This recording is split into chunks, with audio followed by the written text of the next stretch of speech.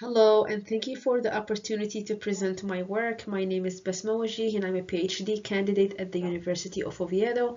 Today, I present my study titled Beyond the Screen, Colorism and the Marginalization of Female Journalists. This project examines how visibility operates as a form of power in Moroccan newsroom. I look at how Eurocentric beauty norms and colorism shapes career, distribute aesthetic labor, and create a symbolic marginalization.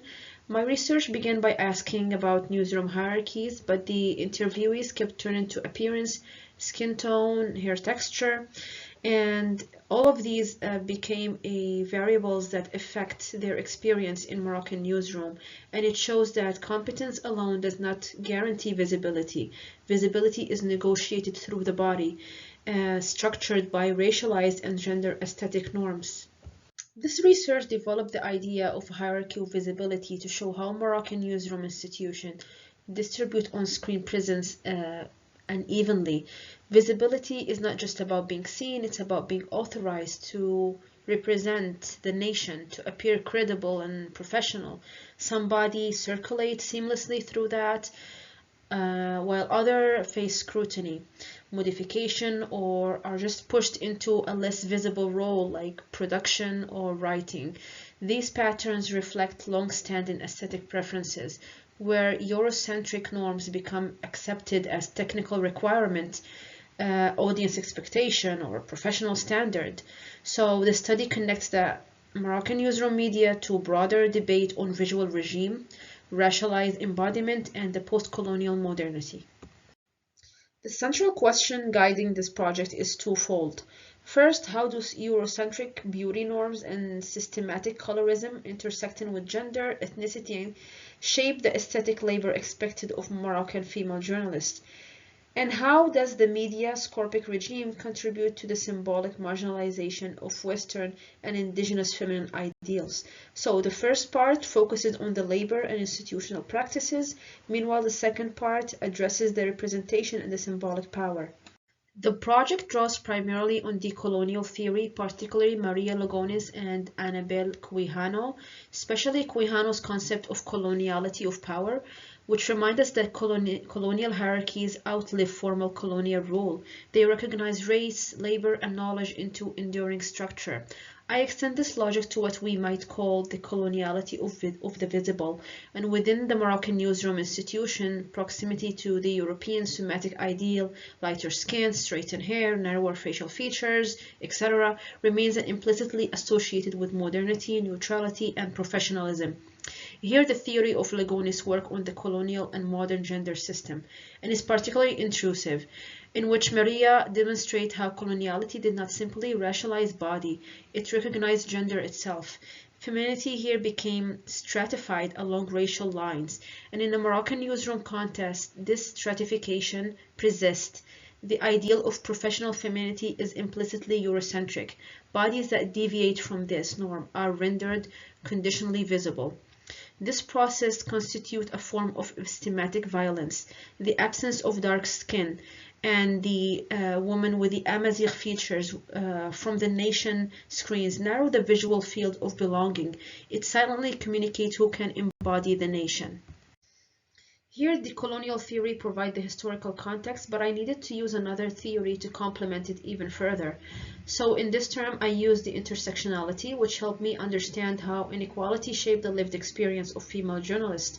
Of course, drawing from the Kimberly Crenshaw theory of intersectionality, which helped me understand how race, gender, class, and ethnicity intersect as axes of power. And in Moroccan newsroom, sexism does not operate independently of colorism. In fact, colorism intensifies gender scrutiny, and class privilege can sometimes buffer aesthetic exclusion, and ethnic markers can amplify it. So, this framework shows that aesthetic labor is not universal, but unevenly distributed according to one's intersectional position in the hierarchy of visibility. Moving on to the aesthetic labor, which refers to the embodied work needed to meet the institutional norms. For example, hair, makeup, wardrobe, posture, and even emotional regulation. And in Moroccan newsroom, these labor is racialized. Female journalists who are proximate Eurocentric ideals perform minimal. Often they are visible in labor, while darker skin or female journalists with ethnically marked face continuously and strategically and psychologically have a taxing work in this field. And in this way, the aesthetic labor reproduce a colonial power in everyday professional practice. This research is grounded in qualitative inquiry. I conducted 6 in-depth, semi-structured interviews with Moroccan female journalists working across television, radio, and digital platform. The sample was constructed using purposive and snowball sampling to ensure diversity in skin tone, ethnicity, for example, whether they're Arab or Amazigh, and class background. The interviews focused on trajectory, in terms of their careers, experience of visibility and exclusion, and everyday newsroom interaction. The data analysis followed Brown and Clark's 6-phase thematic analysis framework. The process involved repeated close reading, open coding, exile categorization, and selective refinement of themes. I used the grounded theory here to allow the themes to emerge inductively. And rather than treating participant experience as isolated story, I analyzed them as a pattern of expression of a systematic structure. So through this process, the hierarchy of visibility emerged as a coherent institutional logic rather than a collection of personal grievances. My first major finding is that colorism operates not just as a social bias, but as a structural mechanism that sorts professionals within Moroccan newsroom institution. Across interviews, participants describe a persistent norm that define who is considered camera-friendly in practice, and this often meant lighter skin and more Eurocentric features. So while camera-friendly sound technical, it actually functions as a coded aesthetic standard shaped by racialized hierarchy of visibility. Journalists with darker skin here or Amazigh feature repeatedly told me that they were steered toward radio, digital editing, or behind-the-scene production, regardless of their qualification or experience. One participant put it very clearly: lighter-skinned colleague becomes the face of the channel, while darker skin are pushed off the screen. This sorting is reinforced through everyday micro comments framed as a professional advice. They are being told that they look tired, to adjust the lighting, or to use a brighter makeup. Subtle as they seem, these comments act as a corrective signals about who is seen as fitting on screen. What this shows is that the colorism shapes professional mobility. It influences who becomes visible, who is seen as representing the nation, and who is remain the margin. In other words, Eurocentric beauty norms are not just preference, they function as institutional criteria that shape hiring, placement, and even professional legitimacy in a Moroccan newsroom. My second major finding shows that aesthetic labor is not evenly distributed among women in Moroccan newsroom. It is racialized, gendered, and disproportionately imposed on darker-skinned and indigenous featured journalists. Many participants describe a constant expectation to modify their natural appearance to approximate a Eurocentric ideal embedded in the nation visual culture. One recurring theme was that several called it a natural hair taboo. Journalists with a curly hair or with a texture hair reported explicit and implicit pressure to chemically straighten it because textured hair was often labeled unprofessional or too rural in some cases. One participant told me there is a silent pressure to have straight hair and Western clothing, and that this shapes who you see yourself, and clothing choices here also become a part of this process, with Western professional styles encouraged as a way to distance oneself from indigenous or non-modern association. Aesthetic labor also appears through everyday symbolic interaction. Backhanded compliment, for example, being told, "Oh, you're beautiful despite being dark-skinned," or subtly reinforcing the idea that darker skin deviate from the norm and that visibility has to be earned through the extra effort.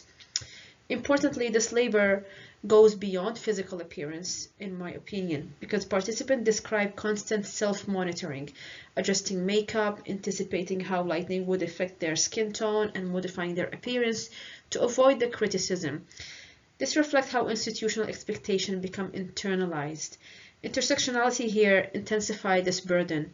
Gendered beauty norms intersect with the racialized ideas of professionalism and modernity, producing a form of labor that is unpaid, unrecognized, yet effectively required. For darker skin or for female journalists with Amazigh descent, aesthetic labor becomes a condition of professional legitimacy and prerequisite for even being considered visible on screen. My third finding focuses on representation and symbolic power in Moroccan newsroom. Participants repeatedly pointed to the gap between Morocco's social diversity and the narrow image shown on national TV. As one journalist said, Morocco is diverse, but you rarely see that reflected on the news. This gap reflects a deeper visual regime that determines which body can be represented on national modernity. Darker-skinned, again, and Amazigh women are largely absent from prime-time news or news in general, despite being part of the country demographic reality. One participant noted that darker-skinned women may appear on regional channels, but rarely on national platforms. Class privilege could sometimes soften scrutiny here, but ethnic markers, especially, for example, textured hair or Afro features often brought additional pressure, with women feeling they had to overperform neutrality to be seen as national rather than regional. The near absence of Black Moroccan women from national screens illustrate a form of symbolic erasure, where certain identities are treated as incompatible with modern Moroccan femininity. In this way, the media does not just reflect society, it actively shapes a narrow visual definition of who belongs to the nation. My fourth finding looks at the psychological impact of this hierarchy of visibility. Many participants describe feeling not good enough, constantly exhausted, and unsure of themselves. Several talked about how they feel unseen, the sense that they did not really belong on screen even when they were qualified.